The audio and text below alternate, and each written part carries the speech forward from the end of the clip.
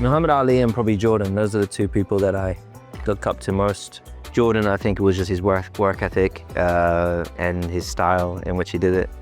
Ali, I think, was really his confidence in himself, the utter belief in himself, I think was paramount. And that was something I took that I needed. I knew that I needed to have that if I was to succeed. It's always been my dad. I think he was very humble, so probably that's the lesson that I've been taking with me.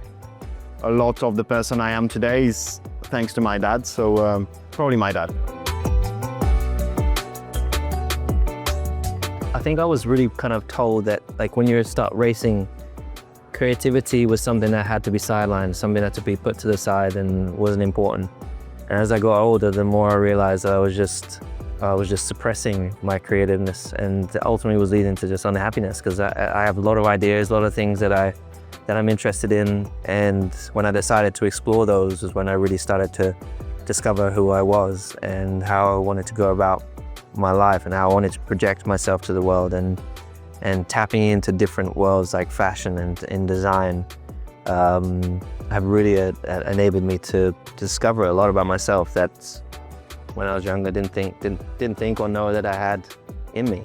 Yeah, on my side, I mean, creativity and music, by example, that I love and that is a big part of my life, plays definitely an important role. I would say more than using it for racing, I use it to disconnect from racing, and is the place where I just find myself on my own, focus on the present moment and forget about everything else that is around. And that is important, to sometimes slow down and take time for yourself. So yeah, that's how I use music, and that's how it's helpful for me. For me, it's don't afraid to do mistakes. That was a very important one. I think you can only learn from your mistakes, and whenever you manage to approach the mistakes in a good way, that's really where you can get to your maximum potential. I think for mine, it's just never give up. My dad told me when I was a kid, so I applied that to my life pretty much every day. I love movies and I love film, and so I started a production company like a year and a half ago, 2 years ago.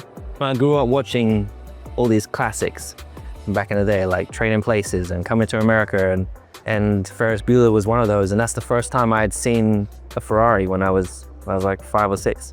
Me and my friend Timmy were sitting there just started talking about Ferris Bueller, and I was like, how sick would it be if we could reshoot that scene where they're driving the Ferrari over this hill and then landing with the Star Wars music. And I just never left my mind after I envisaged that. And it was really kind of also just to put something cool out there to pay homage to this new journey and life that I have now at Ferrari. We'll see the difference of generation. Probably Harry Potter.